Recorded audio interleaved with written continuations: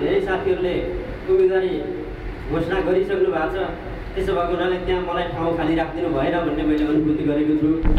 त्यसै गरी अध्यक्षमा जाउँ भने अलिकति त्यो एकैचोटि 2-3वटा खुर्किला उक्लिन खोज्यो भने त्यहाँ चाहिँ पुगिन्न कि जस्तो लाग्छ।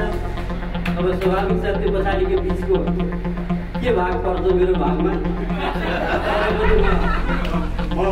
मलाई अहिले लागेको छ कि म आफू अब यो संस्थाको लागि महासचिवको लागि तयार भएको छु, अलिअलि तयार भएको छु।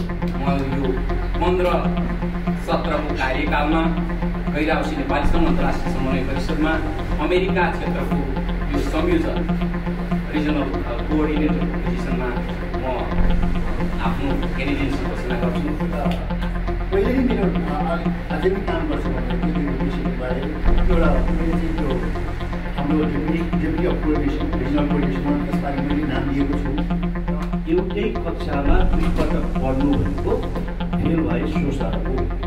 उहाँलाई अब एनआरएमको प्रेसिडेन्ट नहुँदैमा भोलिको यो प्रोजेक्टहरू गर्न मिल्दैन छैन। I would make sure that Hee कम्प्लिट्स those projects.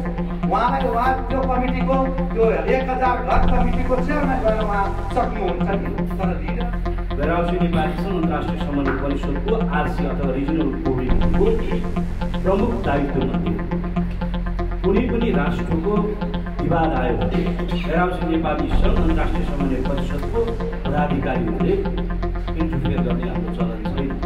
When my mission is right, support shall erupt from beneath the pyramid. यो सम्प्रेषण हो, समाचार होइन।